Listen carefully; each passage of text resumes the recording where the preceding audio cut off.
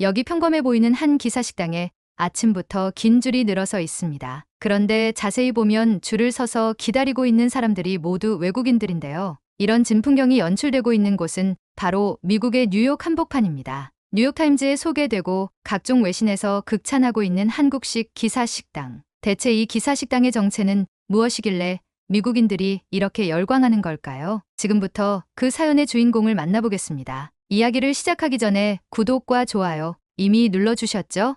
감사합니다. 그럼 이야기를 시작합니다. 안녕하세요. 저는 미국에 사는 요리사 사이먼 리입니다. 저는 미국 뉴욕 맨해튼에서 한국식 기사 식당, 기사를 운영하고 있습니다. 맨해튼 로어 이스트 사이드의 아침은 늘 분주합니다. 해가 뜨기도 전, 저는 기사의 주방에 들어섭니다. 매일 아침 된장을 풀고 김치 양념을 만들며 문득 이런 생각이 듭니다. 제가 이곳 뉴욕에서 한국의 기사 식당을 열게 될 줄은 아무도 몰랐을 것입니다. 벽에 걸린 흑백 사진 속 아버지는 언제나처럼 환하게 웃고 계십니다. 택시 운전석에 앉아 찍은 그 사진은 제가 미국으로 떠나기 전 마지막으로 찍은 것입니다. 사진 옆으로는 이제는 너무나 유명해진 우리 식당의 모습이 실린 뉴욕타임스 기사가 걸려 있습니다. 맨해튼에 피어난 서울의 추억이라는 제목의 그 기사는 미슐랭 스타 셰프가 차린 소박한 한국 식당의 이야기를 다루고 있습니다. 아침 6시 주방 직원들이 하나둘 출근하기 시작합니다. 저는 매일 이 시간이면 보리를 씻습니다. 보리의 꾸덕한 색과 냄새는 이제는 사라진 을지로의 그 식당을 떠올리게 합니다. 30년도 더 된 기억이지만 아버지가 좋아하시던 보리 비빔밥의 맛은 아직도 혀끝에 선명합니다. 창밖으로는 벌써 긴 줄이 만들어지고 있습니다. 뉴욕 토박이들, 관광객들, 그리고 한국인들까지.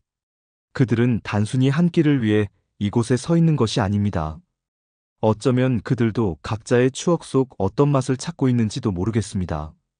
이제는 세계 최고의 도시에서 미슐랭 스타 셰프가 된 제가 어쩌면 아직도 12살 그 여름날 아버지를 기다리고 있는지도 모르겠습니다. 이제 제 이야기를 들려드리려 합니다. 12살 어느 여름날 을지로의 좁은 골목길에서 시작된 이 긴 여정의 이야기를 지금도 가끔 그날의 아침을 떠올립니다. 을지로 좁은 골목길, 하얀 수증기를 내뿜는 국밥집들 사이로 아버지의 등을 따라 걸었던 그 여름날을. 당시 저는 12살이었고 그것이 아버지와의 마지막 아침이 될 것이라고는 상상조차 하지 못했습니다. 아버지는 매일 새벽 4시에 출근하셨습니다. 택시 운전을 하시던 아버지는 늘 첫 손님을 태우기 전 을지로의 기사식당에서 든든하게 한 끼를 드시곤 했습니다. 그날도 평소와 다르지 않았습니다. 다만 처음으로 제가 아버지의 아침 식사에 동행했다는 것만이 달랐을 뿐입니다. 여름방학이 시작된 지 얼마 되지 않았던 그날, 저는 막연한 호기심에 아버지를 따라 나섰습니다. 새벽 공기는 서늘했고 도시는 아직 잠에서 깨어나지 않은 듯 했습니다. 아버지는 평소보다 조금 늦게 출발하셨습니다. 제가 따라온다고 하니 오늘은 특별히 늦게 나가야겠다며 웃으셨던 것이 기억납니다. 을지로 기사식당은 좁은 골목 안쪽에 있었습니다. 낡은 간판 아래 조그만 문을 열고 들어가면 묵직한 된장국 냄새가 코를 찔렀습니다. 아버지는 늘 그랬듯 보리비빔밥을 주문하셨고 저는 제육볶음을 시켰습니다. 주방에서는 프라이팬이 달그락거리는 소리가 끊임없이 들려왔고 식당 안은 택시기사들의 담소로 가득했습니다. 여기 보리비빔밥이 서울에서 제일이야.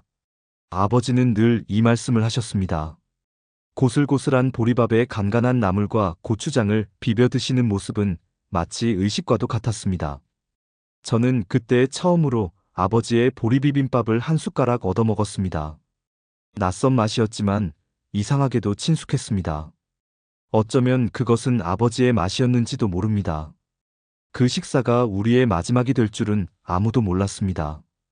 그날 오후 졸음운전을 하던 화물차가 신호대기 중이던 아버지의 택시를 들이받았다는 전화를 받았습니다.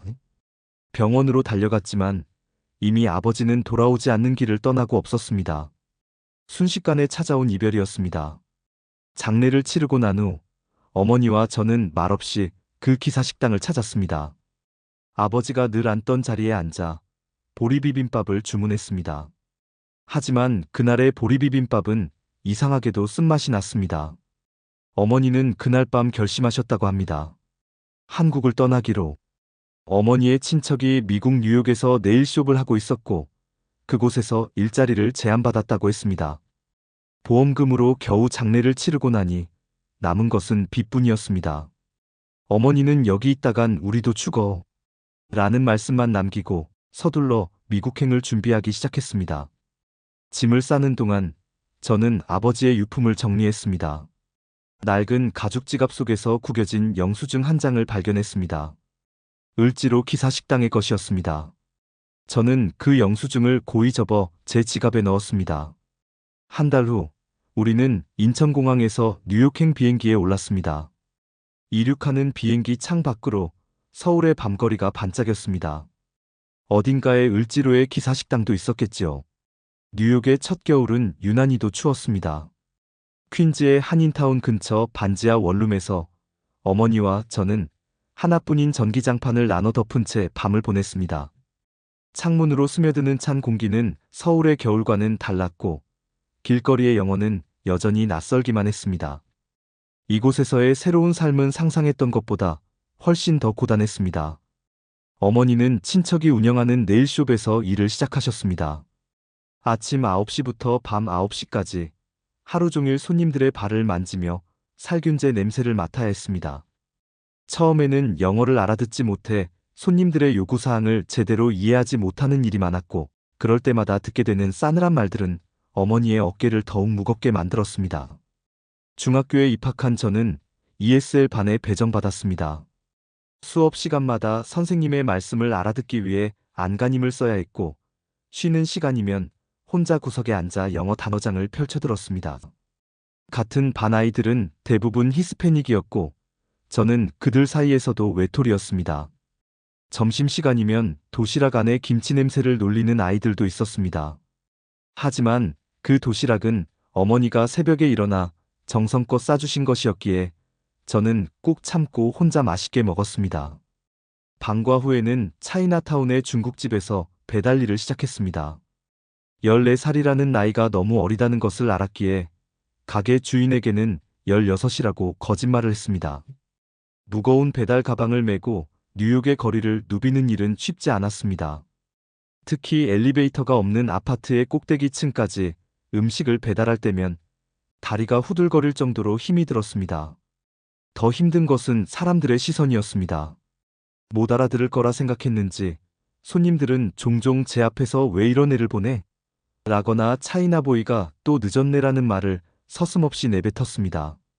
중국인도 아닌 제가 그런 말을 들을 때면 가슴 한켠이 아팠지만 그저 웃으며 땡큐, have a nice day를 반복할 수밖에 없었습니다. 어느 날 밤 배달을 마치고 돌아오는 길에 갑자기 눈물이 쏟아졌습니다. 그날따라 유난히 서러웠던 것 같습니다.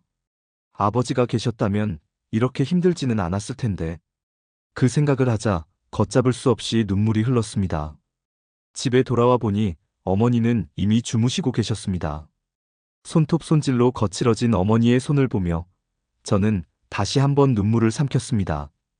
하지만 그런 날들 속에서도 희망은 있었습니다. 매주 토요일이면 어머니와 함께 한인마트에 장을 보러 갔고 그곳에서 만난 한국 식품들은 우리에게 작은 위안이 되었습니다. 특히 라면 코너에서는 늘 발걸음이 오래 머물렀습니다. 어머니는 이번 주는 좀 넉넉하니 라면 하나 더 살까? 하시며 그날의 고단함을 달래주시곤 했습니다. 영어는 조금씩 늘어갔고 학교 성적도 조금씩 올랐습니다.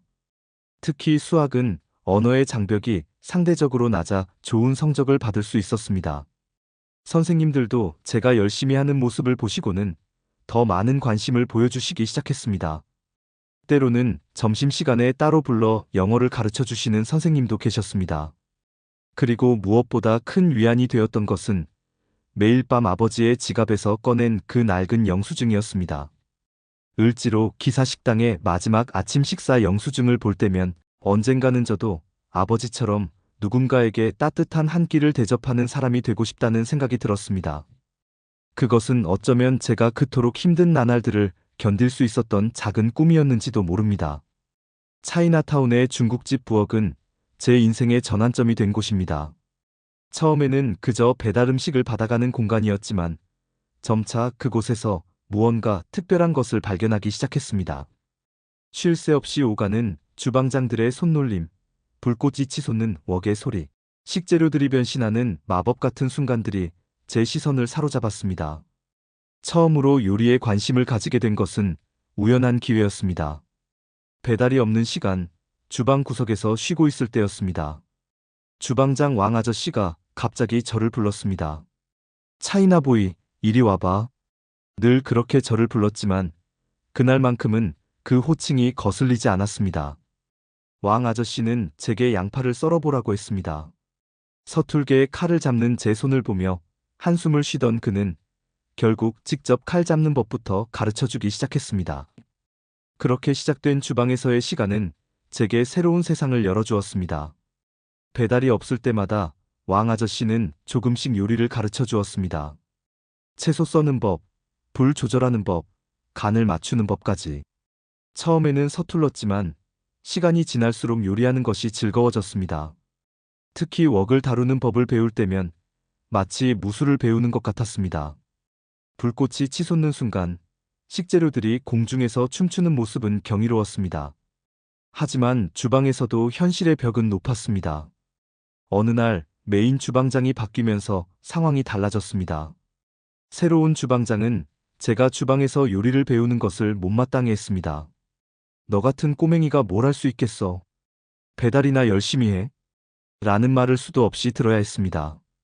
동양인이라고 해서 다 요리를 잘하는 건 아니라며 비웃음을 듣기도 했습니다. 하지만 그럴수록 더 열심히 했습니다. 학교가 끝나면 곧장 중국집으로 달려와 배달을 했고 틈나는 대로 주방 일을 도왔습니다. 심지어 무급으로라도 주방 보조를 하게 해달라고 부탁했습니다. 새벽에는 일찍 와서 주방 청소를 자청했고 밤에는 가장 늦게까지 남아 정리를 도왔습니다. 점차 주방에서의 제 존재감이 커져갔습니다. 바쁜 시간에는 어느새 제가 간단한 튀김 요리를 맡게 되었고 소스를 만드는 일도 배우게 되었습니다. 새로운 주방장도 조금씩 저를 인정하기 시작했습니다. 너 생각보다 손맛이 있네. 라는 말을 들었을 때의 그 기쁨은 아직도 잊을 수 없습니다. 어느 날 밤 주방을 청소하다가 문득 깨달았습니다. 제가 요리를 하고 있을 때가 가장 행복하다는 것을. 그리고 그때마다 이상하게도 아버지가 떠올랐습니다. 그날 밤 집으로 돌아와 어머니께 조심스럽게 말씀드렸습니다. 요리사가 되고 싶다고. 어머니는 한참을 말없이 저를 바라보시더니 깊은 한숨을 내쉬셨습니다. 네가 하고 싶은 게 그거니? 고개를 끄덕이는 저를 보며 어머니는 오랫동안 생각에 잠기셨습니다. 다음 날 어머니는 네일숍 단골 손님이었던 한 백인 여성과 상담을 하셨습니다. 그 손님의 남편이 요리학교 교수였다고 합니다. 어머니는 그분에게 저의 이야기를 해주었고 어떻게 하면 제가 요리사의 꿈을 이룰 수 있을지 조언을 구했습니다. 그렇게 저는 고등학교를 다니면서 주말마다 그분의 레스토랑에서 설거지를 하게 되었습니다. 그곳에서 처음으로 제대로 된 주방의 시스템을 배웠고 요리사가 되기 위해 무엇을 준비해야 하는지 알게 되었습니다. 힘들었지만 그때의 경험은 제 인생의 소중한 밑거름이 되었습니다. 요리학교에 입학하던 날 저는 처음으로 제대로 된 셰프의 유니폼을 입어보았습니다. 하얀 조리복을 입고 거울을 보는 순간 마치 다른 사람이 된 것 같았습니다. 하지만 그것은 시작에 불과했습니다.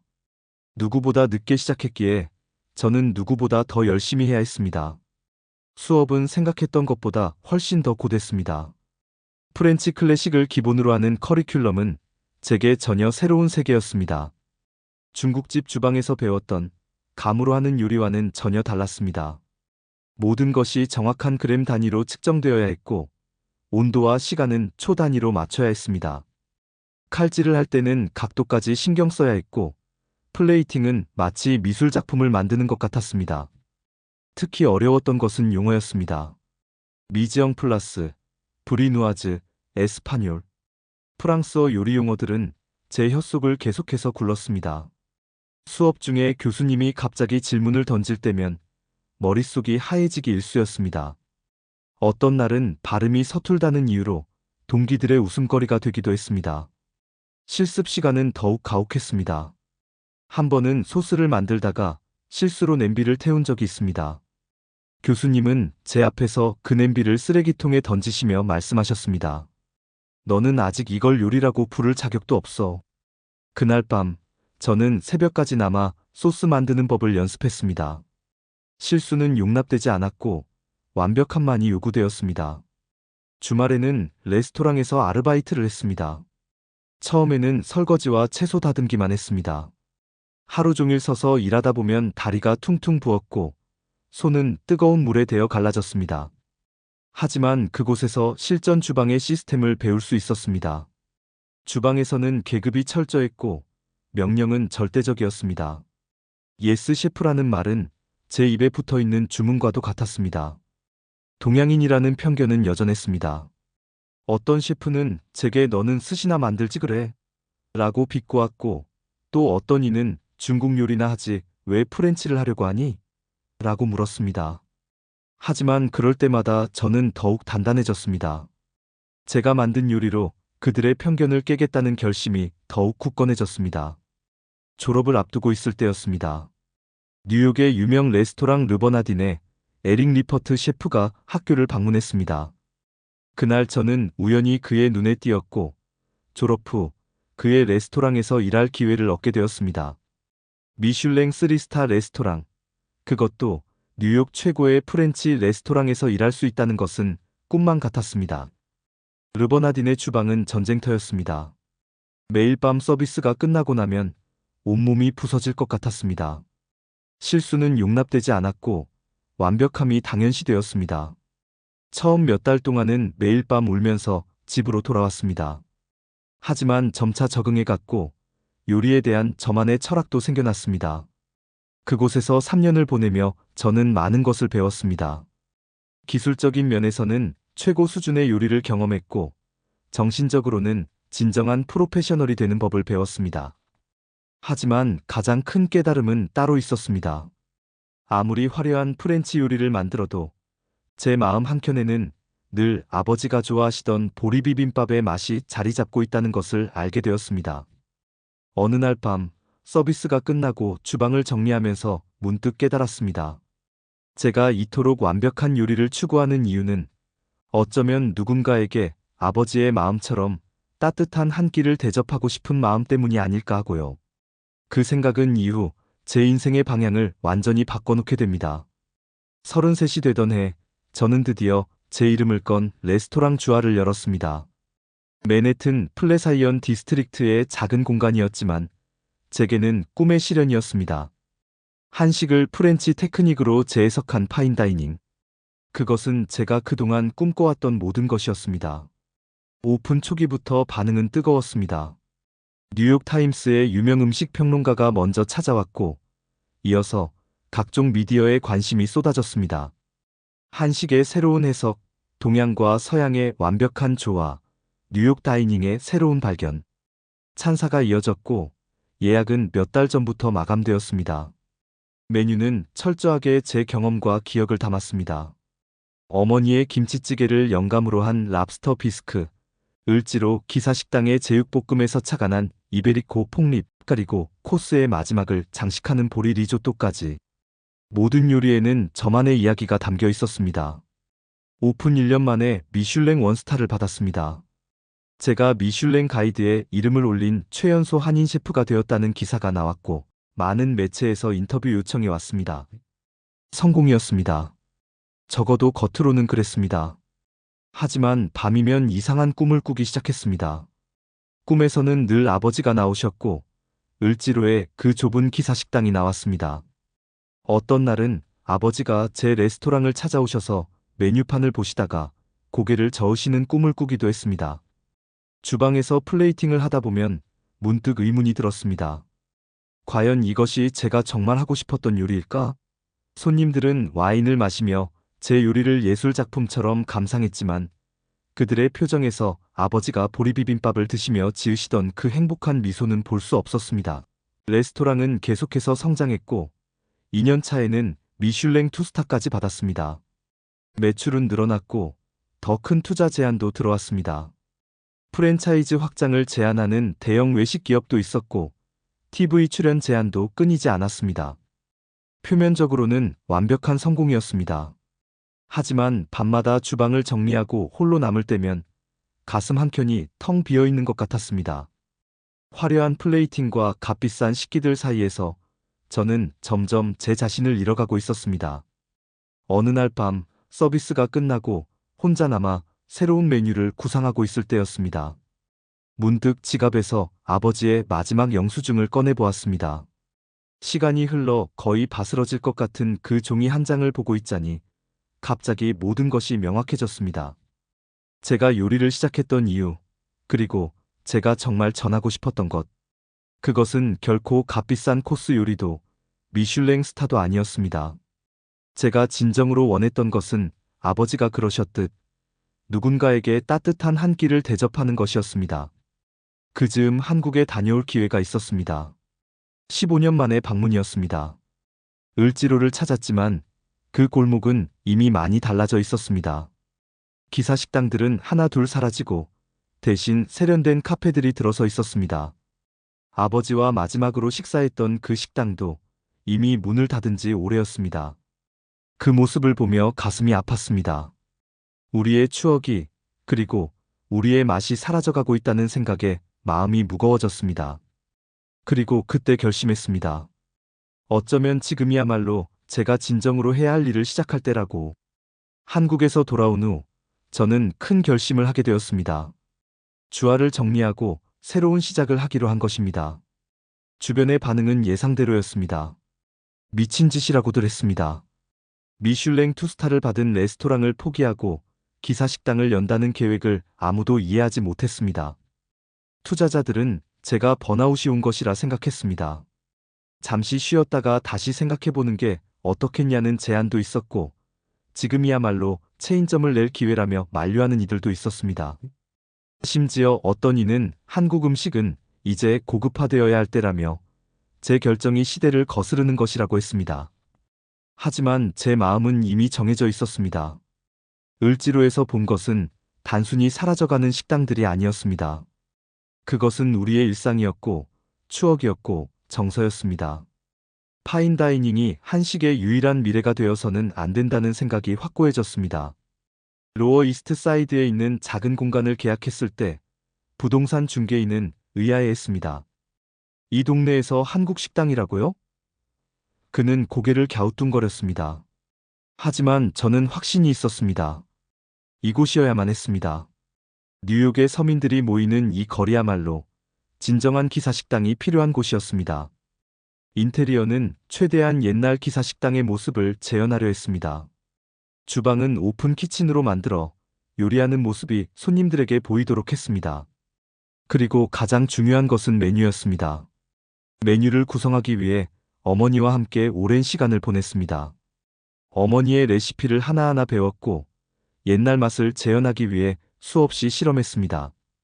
보리비빔밥, 제육볶음, 된장찌개. 단순해 보이는 메뉴들이지만 각각의 요리에는 수십 년의 시간이 담겨 있었습니다. 특히 보리비빔밥에 가장 공을 들였습니다. 보리의 품종부터 시작해서 씻는 방법, 불 조절, 숙성 시간까지 모든 것을 기록하고 연구했습니다.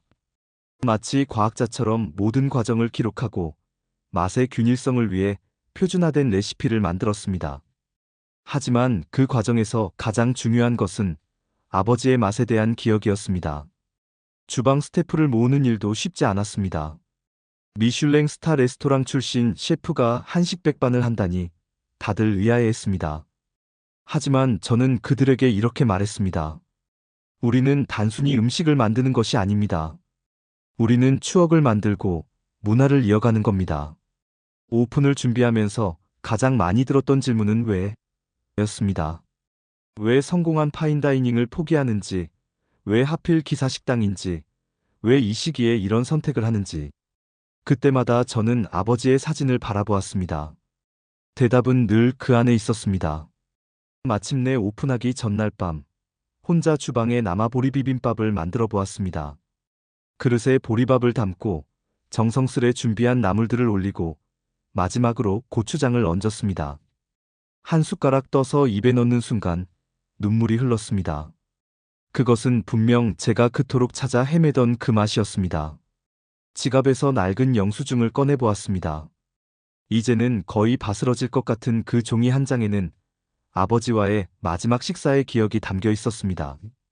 그리고 이제 저는 그 기억을 새로운 이야기로 만들어내려 합니다. 뉴욕이라는 새로운 땅에서 우리의 맛과 이야기를 이어가려 합니다. 기사의 오픈 첫날, 아침 일찍부터 줄이 길게 늘어섰습니다.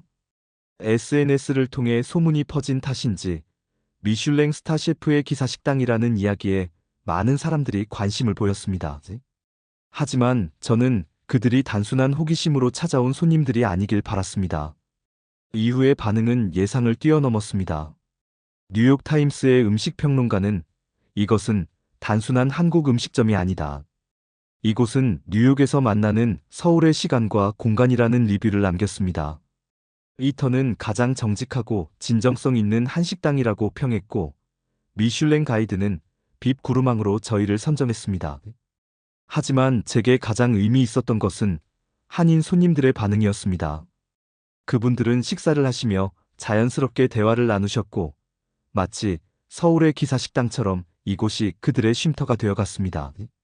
메뉴는 계절에 따라 조금씩 바뀌었지만 기본은 변함없이 지켰습니다. 보리비빔밥, 제육볶음, 된장찌개. 어머니에게 배운 레시피를 기본으로 제가 배운 테크닉을 더해 완성도를 높였습니다. 파인다이닝에서 배운 위생관리와 시스템은 기사식당을 운영하는 데도 큰 도움이 되었습니다. 주방 직원들도 점차 이 일의 의미를 이해하기 시작했습니다. 처음에는 퇴보라고 생각했던 그들이 이제는 우리가 하는 일에 자부심을 느낍니다. 가장 기쁜 변화는 어머니의 모습입니다. 이제는 매일 아침 일찍 나와 김치를 담그시고 장을 보시면서 행복해 하십니다. 종종 손님들과 이야기를 나누시며 우리 아들이 아버지의 꿈을 이어가고 있다고 자랑스럽게 말씀하시는 모습을 볼 때면 제 선택이 옳았음을 다시 한번 확신하게 됩니다.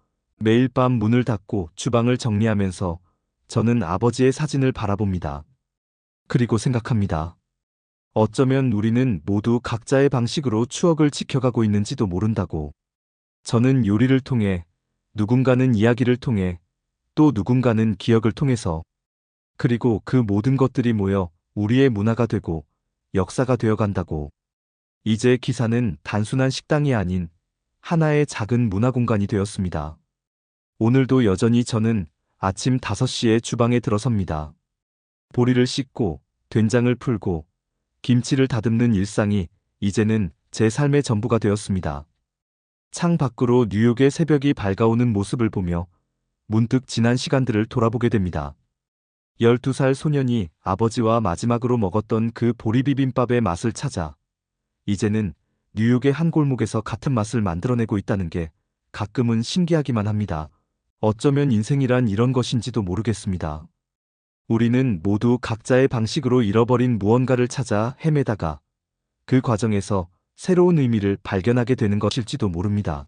음식을 통해 세대와 세대가 만나고 이야기가 이어지는 공간이 되는 것입니다. 지난달에는 서울의 을지로를 다시 찾았습니다. 많은 것이 변했지만 여전히 그곳에는 몇몇 기사 식당들이 명맥을 이어가고 있었습니다. 그것은 우리의 이야기이고 기억이며 서로를 이해하고 위로하는 방식입니다. 아버지, 이제는 아시나요? 당신의 아들이 여기 뉴욕에서 우리의 맛을 지켜가고 있다는 것을. 그리고 그 맛을 찾아 많은 이들이 모여들고 새로운 이야기가 시작되고 있다는 것을. 작은 영수증 한 장에 담긴 우리의 추억이 이제는 더 큰 이야기가 되어 흐르고 있습니다. 오늘의 이야기는 여기까지입니다. 정말 가슴 뭉클한 감동 스토리인데요. 안타까운 시련을 이겨내고 머나먼 미국 땅에서 일궈낸 한국의 맛과 그 성공 스토리는 우리 한국인들만의 끈기와 정체성에 대한 자부심이 묻어나는 것 같네요. 오늘의 이야기가 좋으셨다면 구독과 좋아요, 알람 설정 부탁드려요. 다음에도 감동적인 이야기로 찾아뵙겠습니다. 감사합니다.